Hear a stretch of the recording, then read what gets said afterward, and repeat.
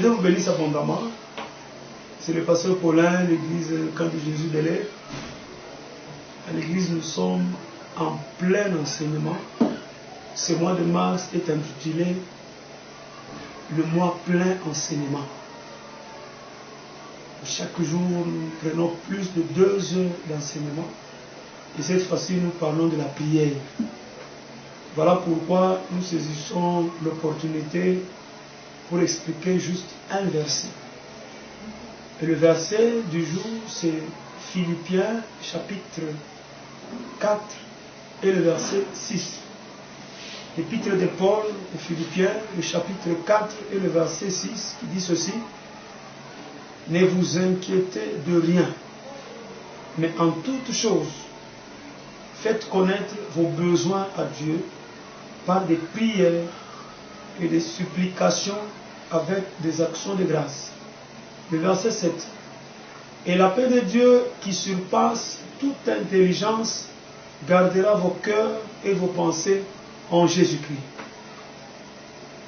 Nous parlons de la prière, mais ici, il y a 2 choses qui attirent mon attention. L'apôtre dit, ne vous inquiétez de rien. Deuxièmement, l'apôtre dit, après la prière, la paix de Dieu qui surpasse toute intelligence gardera vos cœurs et vos pensées en Jésus-Christ. Pourquoi il dit ça?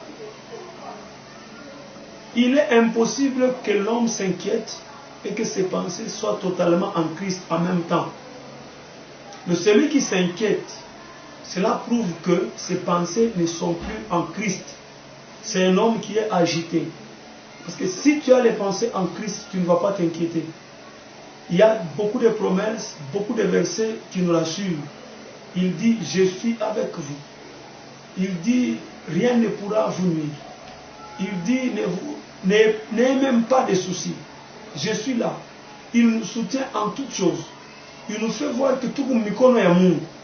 Alors, si nous avons nos pensées en Christ, nous ne pouvons pas nous inquiéter. Nous aurons toujours l'espérance. Alors, si quelqu'un s'inquiète, cela veut dire qu'il est un peu secoué. Et qu'est-ce qui te secoue? C'est le problème que tu as. Maintenant, quand tu pries, la première des choses que Dieu fera, c'est retourner d'abord tes pensées en Christ. Pourquoi? Parce que c'est si et seulement si tu as tes pensées en Christ que tu peux voir la visitation de Dieu dans ta vie.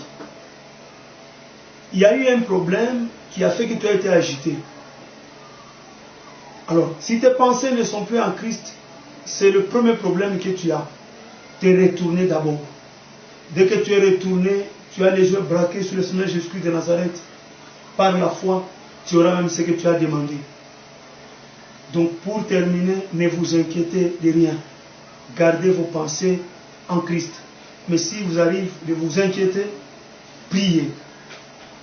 Et le Seigneur ne tarde pas. Il vous répondra. Il est votre Père. D'abord, vous devez savoir que la première des choses qui pousse Dieu à t'exaucer ou à te faire du bien, c'est d'abord son amour. Lui, il t'aime. C'est son amour qui l'a poussé vers toi. Parce qu'il t'aime, il t'a dit, demande ce que tu veux. Alors, avec foi, en toute assurance, demande et le Seigneur te visitera. On ne vous raconte pas des histoires. Dieu est fidèle. Tout ce que dit la Bible est vrai. Toutes les déclarations de Jésus-Christ sont vraies. Que Dieu vous bénisse abondamment. Ça, c'est le verset du jour. Philippiens chapitre 4, le verset 6 et 7. Ne vous inquiétez de rien. À la prochaine.